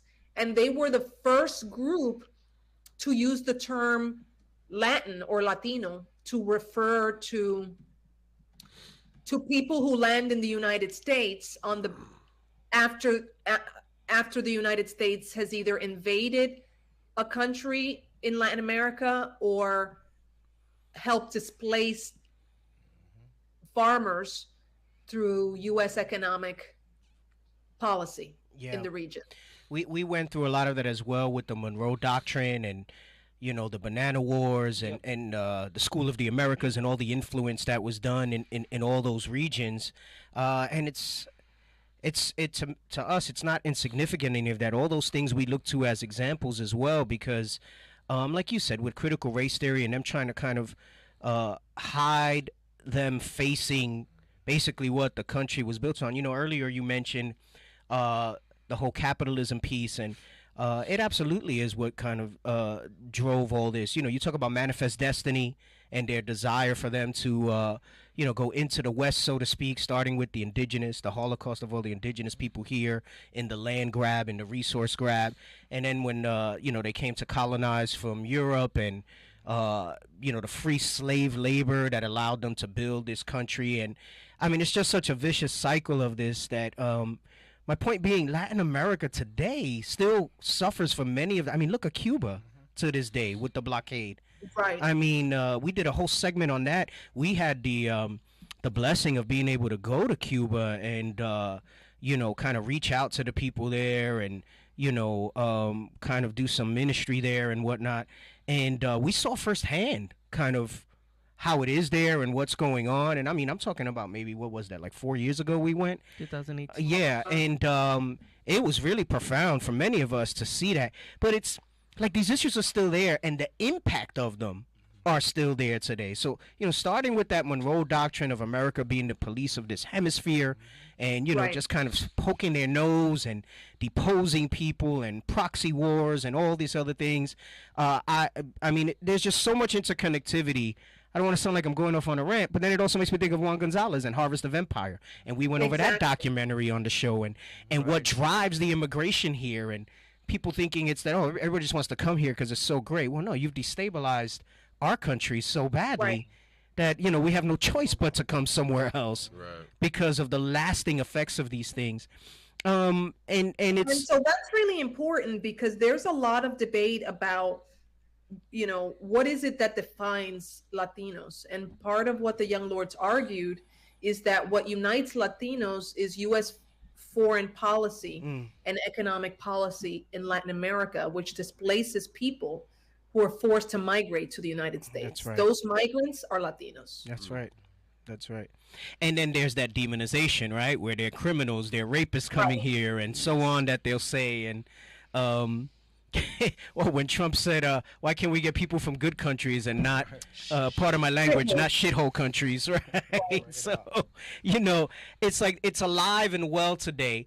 Do you have any more questions for the doctor? Yes, I had one, and it was going towards Puerto Rico. What is your input on Puerto Rico today? And it's a lot of cheap real. Well, I don't know if it still is, but it was a lot of cheap real estate and a lot of tax breaks. A lot of Americans going out there, moving to Puerto Rico, and pretty much again taking the land from the people. Right, and that's an extension of the colonial project that the United States launched in Puerto Rico in 1898. That's right. That wasn't a cakewalk. That came with mass land displacement and mass tax breaks to American businesses to set up shop on that island, which became the pharmaceutical capital of the world in the first half of the 20th century, where the birth control pill was tested on Puerto Rican women, and a third of the women of the island were sterilized as a result of these experiments. So yeah, Puerto Rico is one of the new frontiers of capitalism and capitalist investment since Hurricane Katrina. Not Hurricane Katrina, Hurricane Maria, excuse me. That's right, yeah. And yeah, Americans are moving over there and buying property. And Puerto Rican youth are leaving Puerto Rico because it's hard to survive there. So I think there are 6 million Puerto Ricans in the diaspora now who live here in the United States. And that number jumped exponentially after Hurricane Maria. So Puerto Ricans are being driven out by Promesa. You probably know that the island is $70 billion in debt. Yep. And it can't file for bankruptcy. Nope. Because it's a colony of the United States that's not allowed to file for bankruptcy, much like Haiti still owes France, money for having freed itself from the colonizer. Right. And they say this, they call it a commonwealth to try to make it sound like such a nice word. Yep. And I think I was reading something where they said Puerto Rico pretty soon is not going to have any Puerto Ricans in it. Right. Like they're gone. It's like a land grab, it's a tax benefit grab. Yep. They're kind of like what they did with some of the South Bronx and kind of building it up and fixing up the buildings and then market it to I know before I left they were calling it like Sobro and building up a lot of those areas. And our people weren't going to be able to afford those things. I remember even in El Barrio in Spanish Harlem before I left, they were trying to fight like this high-rise building that nobody there was going to be able to afford. Wow. So what starts to they say if you see a Starbucks in the neighborhood, there it goes the gentrification is happening. There goes the neighborhood. They're starting to change the dynamic of it, and it's like they're doing it to a whole country in Puerto Rico. Yes. Exactly. It's on a mass scale. It's gentrification on a mass scale. Yeah. With tax breaks. And, there was a convention in Puerto Rico in the last year or two that brought American businessmen to the island to talk about the opportunities. Gosh. Wow. To take American dollars to the island to make them work, but also as a tax haven. Mm-hmm. Yeah, and that's the big thing that we're seeing, like the tax haven for a lot to draw a lot of these investors there to basically, again, just kind of gentrify the whole island essentially. And you know, I mean, what's your take on? I mean, because you see a lot of this still going on. Do you think there's major radical changes that can be done anymore in this current environment? Well, and I know it's hard. I don't want you to sound pessimistic in the answer, but it just seems so daunting. Like, where's the change going to come from? Well, in 2019, there was a massive uprising, the largest uprising in the history of Puerto Rico, that displaced the governor, Rosselló. Yes, yes. I mean, those protests were epic. That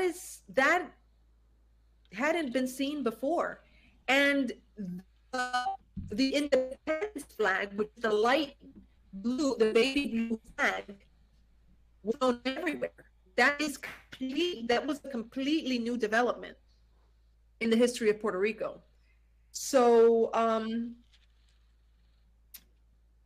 so the question is, how do we move from these episodic uprisings to something more sustained?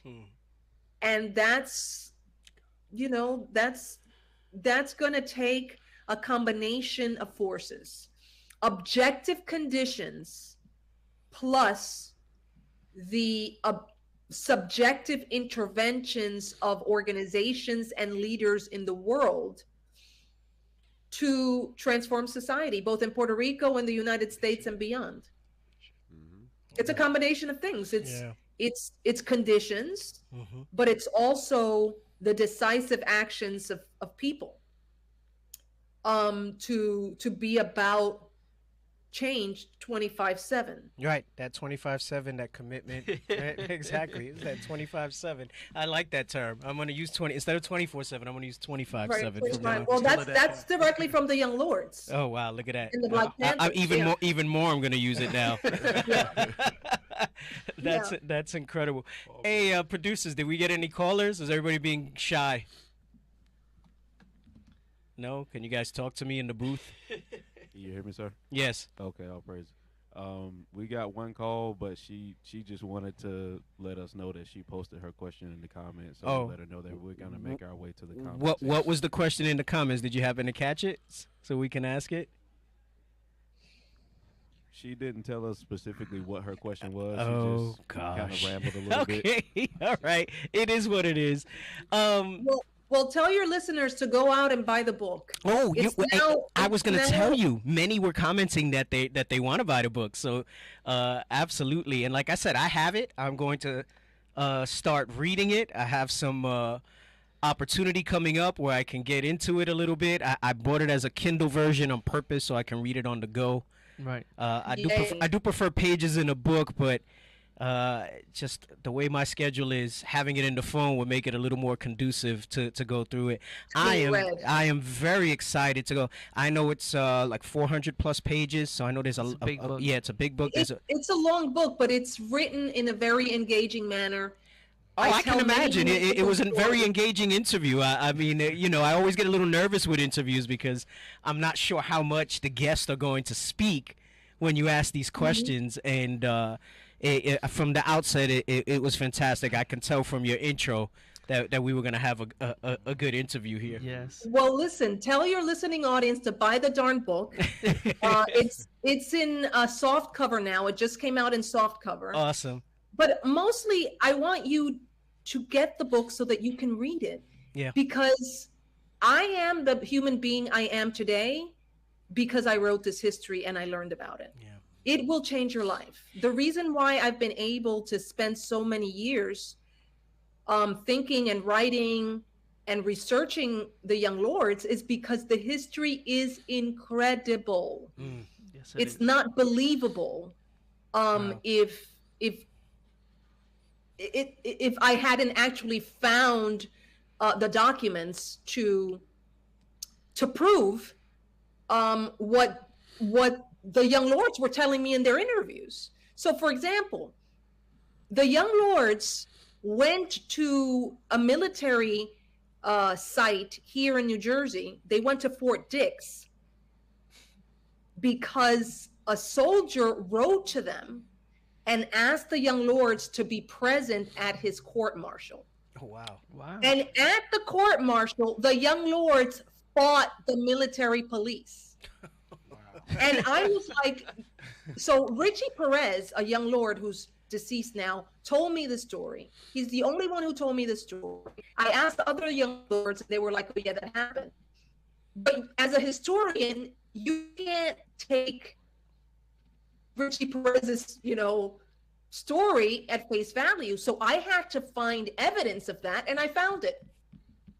At the Tamiment Library at NYU, which is the labor library, they had all of the newspapers that were published by soldiers who were engaged in rebellion during the Vietnam War. And sure enough, the story was there. So amazing stories like those abound in the book. It's a history of courage and defiance and great dreams for a different world. And it's a way to see ourselves in the history of this country. Another thing that's important is that this was not a history of white Latinos. This was a history of Black Latinos and Latinos of color becoming leaders in their communities. Right. It was the first time that this happened. And of course, it happened in part because Puerto Ricans migrated into the civil rights movement. Right. They migrated into the civil rights and Black Power movement, and a section of the Puerto Rican community was influenced by the politics of Black Power. And they also lived together in these neighborhoods with Black Americans. Right. Right. And so, as you were saying earlier, that in New York, Puerto Ricans and Black Americans, we all live in the same neighborhoods and in the same projects.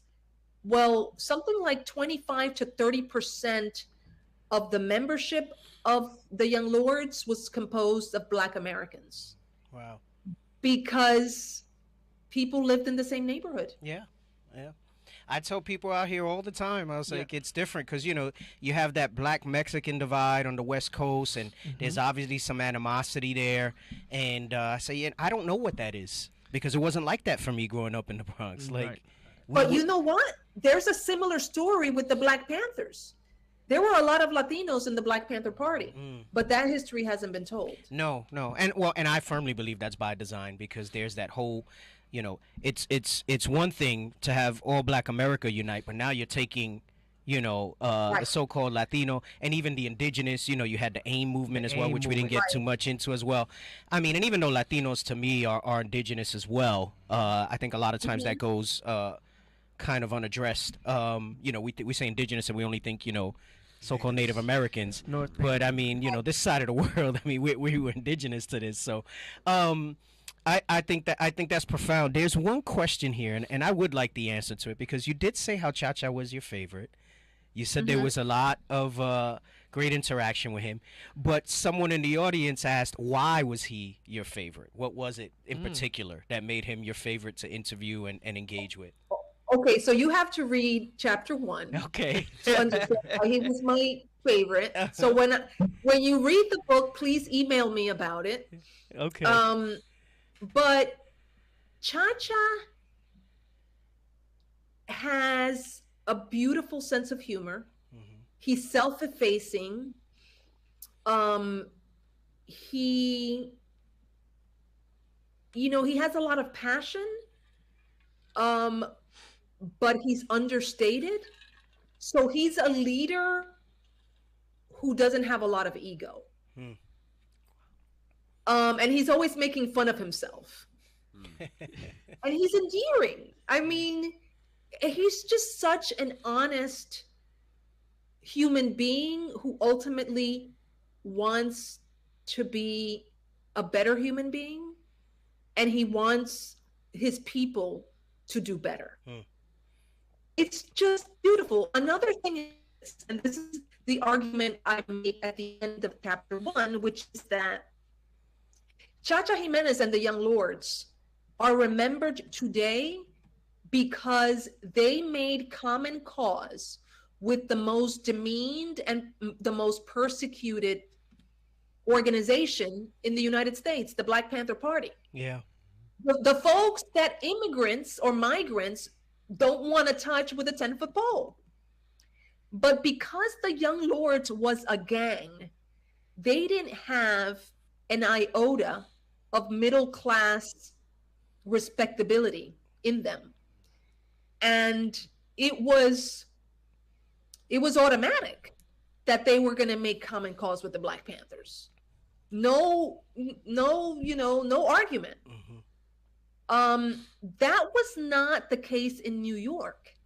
In New York, a group of Puerto Rican students had been meeting. They were looking for an organizing agenda. They were reading the newspaper of the Black Panther Party, but they never thought, oh, well, why don't we just become the Puerto Rican counterpart of the Black Panther Party? No, it took a gang to make that leap. Because we all know that when migrants come to the United States, the first thing we learn is to distance ourselves from Black Americans. Right. Right. I talk about that a lot with my mom growing up, and I'll say it bold-faced. I mean, obviously, I'm on the lighter persuasion of a Puerto Rican, and my mom was like, yeah, you be friends with them and whatnot. I mean, that, like, it was there growing up in the '80s. You could be friends with them, meaning Black people. She was like, just don't marry one and don't. That's like, where does this come from? And we've gone over that in this show. That's something that's ingrained there. It's internalized racism. Yeah, and it's there, and I mean.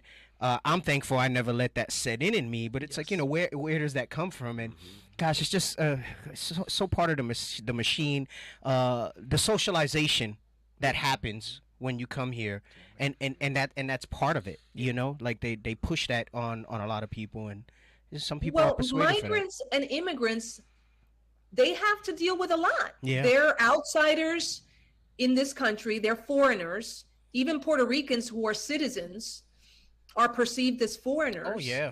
We don't speak the language, and you're already stigmatized, and you don't need more stigma. No. So it's understandable why migrants and immigrants would do that, but it also has a lot to do with white supremacy as it developed in Latin America. Yeah. And the Young Lords theorized how racism develops in Latin America, different and distinct from how it develops in North America under British rule. Under Spanish rule, the logic is that a drop of white blood will bring you closer to the white ideal. In the United States, a drop of Black blood makes you Black. Yeah. So two completely different ways of being racist. That are accompanied with distinct ideologies that our parents adapt, right? Yeah. And adopt. Yeah. And Juan Gonzalez wrote about that heavily when he discusses Dominicans and largely the Cubans. Yes. And how you had one migration that was, of the lighter persuasion, that were treated differently when they got here. And you see the descendants of them today as that Florida base of Cubans that will support kind of the Republicans. And then they talk about how, once things changed and it didn't benefit them as far as, the communist agenda, the darker ones started coming and they were treated in a different respect. And so you have two sides there, and same things with Dominicans. They were talking about that when Dominicans came here, how it was like set up in their minds for Puerto Ricans to be against them based on that as well. And so that dynamic is, that's again something else even within ourselves in the communities. A lot of walls to break down in some respects to get that kind of level of unification again. And again, it's a testament to these groups and how they were able to come together in the face of that and be able to unify, for a common goal. Someone posted another question, Doctor, and we have been trying to reach out. We're just not sure where to. They asked if we can get Cha-Cha on the show. So. Oh my God! You know what? Racha is not well. Yeah, I know he's up there in age. I so. heard and I wanted to ask you, is he I know he was. Some people were saying he was deceased. Some people were saying he's very sick. So he's sick. He's sick, Okay, but he's good. not deceased. Okay. He's not making any public presentations. Right. Hasn't for like a couple of years. Yeah, it's been hard for us to try to reach out, and we try to that's, reach yeah, out. that's sad to hear. Well, we're gonna try to explore him via your book. Yes. Okay. As we dive into it. Any of the other young lords that we can possibly interview that you might think that we can get on the show? Oh, absolutely. You should have a woman of the young lords talk to your audience. Denise Oliver, Mickey Melendez. Write it down. Write it down, yeah. Mickey Melendez. I'm sure Felipe Luciano would be happy to come on. Oh, that'd be great. That'd be great. No, absolutely. Yeah. They're open, totally.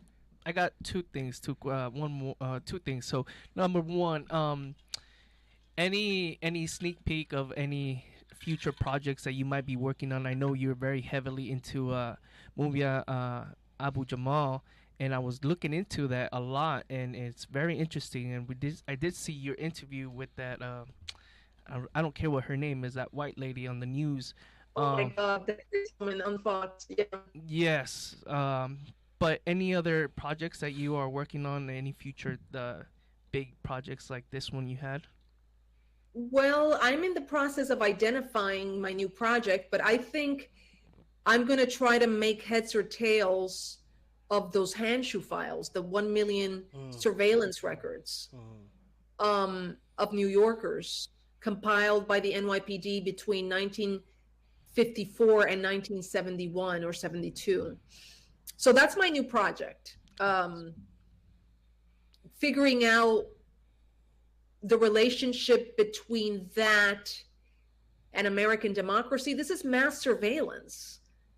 Like mass surveillance that depends on citizens to surveil on each other. Like in many ways, I just wrote an article titled The Historical Roots of American Fascism. And one of the tenets of fascism is that you have to recruit the population to go after the known enemy. If you don't have that, you don't have fascism. Wow. And the United States has pretty much perfected that. Getting Americans to surveil and go after other Americans. So yeah, I think I want to explore like the meaning of that for the rise of fascism in the form of Trump, right? Yeah. I think that in many ways, Trump's rise to power was a consolidation of the counter-revolution against the 60s. Like that's how that gets consolidated. Wow. There's a counter-revolution after the 60s that wants to eliminate everything that the 60s produced. Yeah. And that is tied up in a bun with the election of Donald Trump. Yeah. I often say I like Trump from the perspective of he said what a lot of white America was thinking and were too afraid to say. Yes. Right. And I think he emboldened more of those people to come out, and for me that creates an awareness for our people to kind of wake up from the slumber of the illusion of inclusion and kind of see that there's still a lot more work to be done. Right. So absolutely. We're coming up on the end of our show, Doctor. This was fantastic. I really want to thank you for your passion.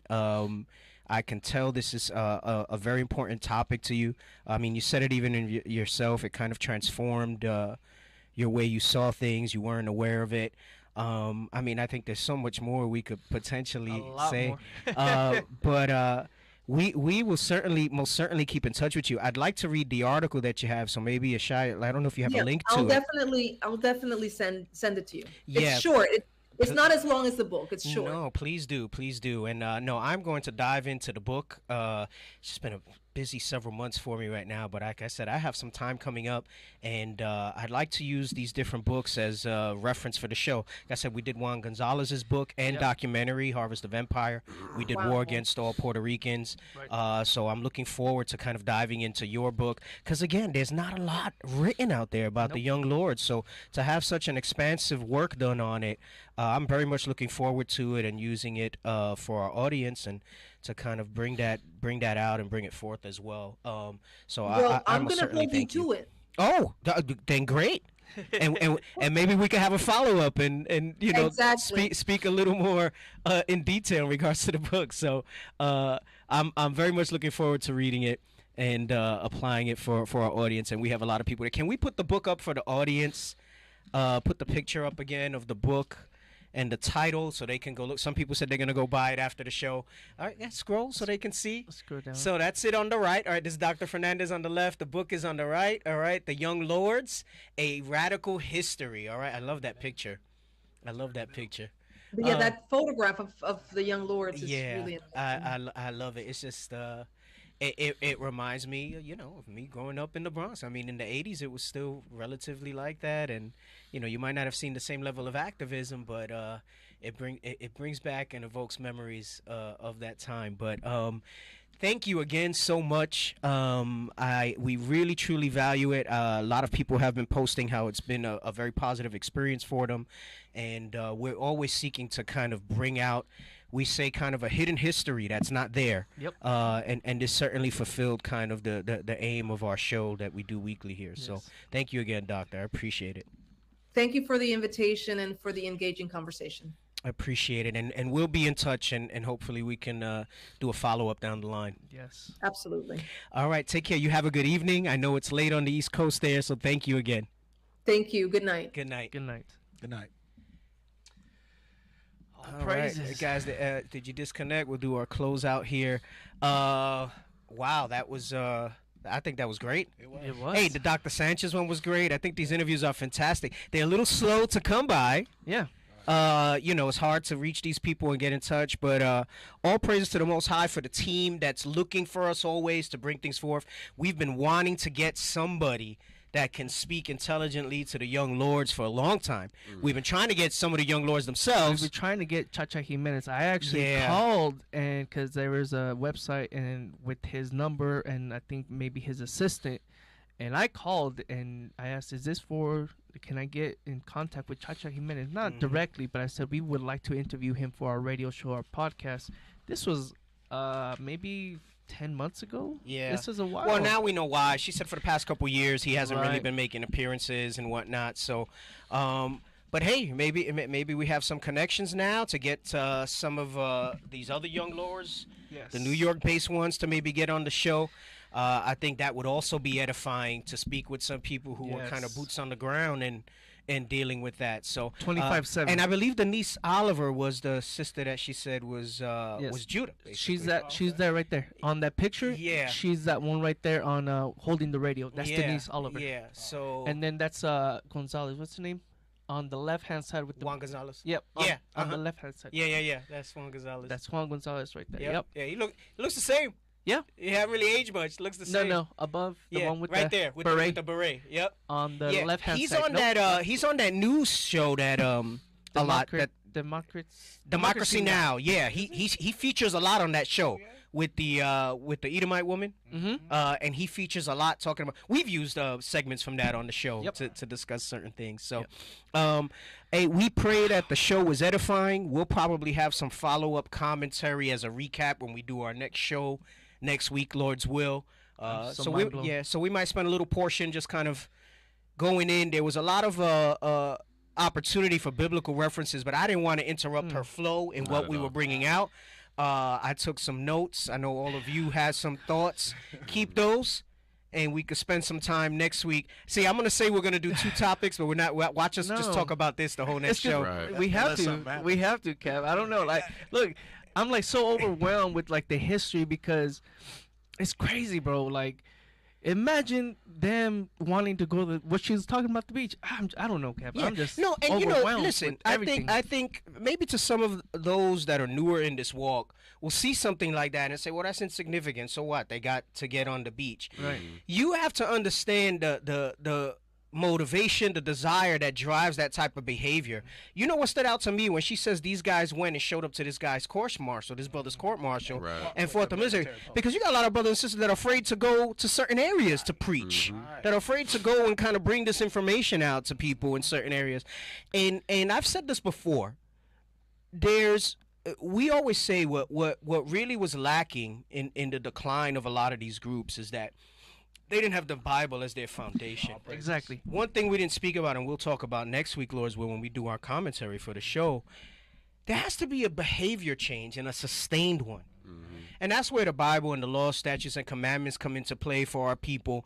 Because in order to facilitate a world without end, like the Bible speaks about in relation to the Israelites, which are the blacks, Hispanics, Native Americans. That's right. There has to be a sustained change. I was thinking of the Willie Lynch, where it said unless there's a phenomenon that occurs that prevents that thing, that white supremacy from spinning on its axis, and it's all these revolutionaries, and these and in the case of Dr. Fernandez, as a historian, to bring this stuff to light, they all say the same thing, and yet you got brothers and sisters in here that they don't realize that you're actually puppets for the so-called white man.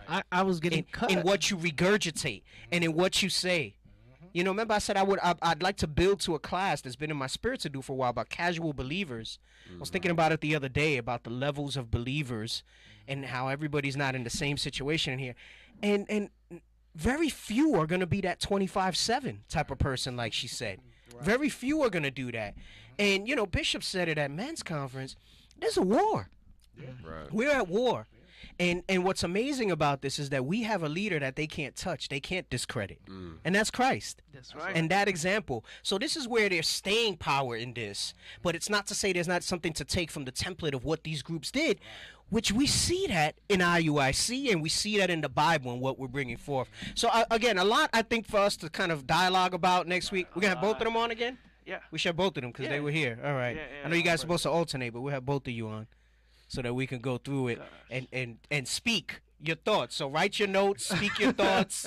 Yes, sir. All right, so that we can have a open discussion about this. And those of you who tuned in today, we'd love to have you call in and comment for next week. We'll do it more as a little kind of open dialogue about the interview that we did today. Bishop Yawasap was on. Most High in Christ bless you, sir. Yeah, but Most High in Christ bless you, Bishop Yawasap. I know he's always supporting the show. We very much appreciate it. I can't wait to kind of pick his brain a little bit. I know after we did the David Sanchez one, I spoke to him a little bit about it. So, but all praises to the Most High. And I like opening those doors. You know, we have a connection with her now, and I believe she enjoyed the podcast. You know, I mean, she said it was an engaging dialogue. So I think so as well. Very interesting. The body of work that she's done, and For I 30 years. Yeah, I am gonna start reading the book because no, I want to use it in the show. I'd love to break it down more. We're not done with the young lords. I gotta represent for Ephraim. That's right. So-called Puerto Ricans. I gotta represent for Ephraim. Right. Hey, we're gonna bring it out. If you were here on Sunday, you would have seen how I was dressed. I'm ready to go preach in Puerto Rico, papi. Yo soy de la tribu de Efraín. Dale luz, primo. He ready. Nah, man, because you know, listen, I know Northern Kingdom's a silly dove, man, but not all. Yeah, there were spirits there that had that spirit in them. And what that tells you is that there's more. There's more here now. There's more here ready to come in. There's more ready to be developed. That 11th hour to be able to continue to unify the 12 tribes, to unify our people. Yes, sir. And have that sustained behavior change that's going to bring about that phenomenon. All right? There's a foundation started for them. Hey, someone says, spoiler alert, we win at the end. You right about that? Right. That's right. You right about that? That's right. Brothers are asleep. Come on, brothers. We doing. I know, no sound effects, nothing. Maybe they were in awe from the interview too. I don't know. Hey, Southern Kingdom, I pray y'all took notes. All right, for all you haters who say Northern Kingdom ain't Israel, you got some dose of medicine today. You know that's right. And many of you ain't gonna listen anyway because of your hateful selves perpetrating that white supremacy. All right, but yeah, you heard it. Black Panthers were in the Brown Berets. They were in the Young Lords. Yes. All right. Judah and Ephraim were working together. Bring it out. All right. And I noticed she said how the Black Panthers were that template for these groups because their hands were in the neck of the oppressor, like you read about. All right. In Genesis. So let me tell you, it was heavy. It was powerful. We're gonna talk about it more next week. Lord's will, life last. Saturday Spanish. No, English. English. Yes, sir. Check out the Power Hour on Facebook at the Lost 144K, Saturday at 11 Arizona time. All right, we got the English show, 1 hour. They'll be going over that. Many of us will be in Tijuana this weekend. All right, we're going to bring the word out to the Tribe of Issachar and Levi in Tijuana. All right, so Lord's will be out there. Send up prayers for us. Send up prayers for us for the Tijuana Blitz, all right? That's right. And then Lord's will, next Wednesday you'll catch us. I believe the time change happens, so it'll be a little later on the East Coast and Central. It'll still be 7 p.m. Arizona time, but it'll be 10 p.m. Eastern. Right. Sometimes we have a drop-off in the audience due to that time change, but Lord's will, we don't. Tune in so we can discuss this incredible interview we had, all right? Wow. So with that, we say shalom. Shalom. Shalom.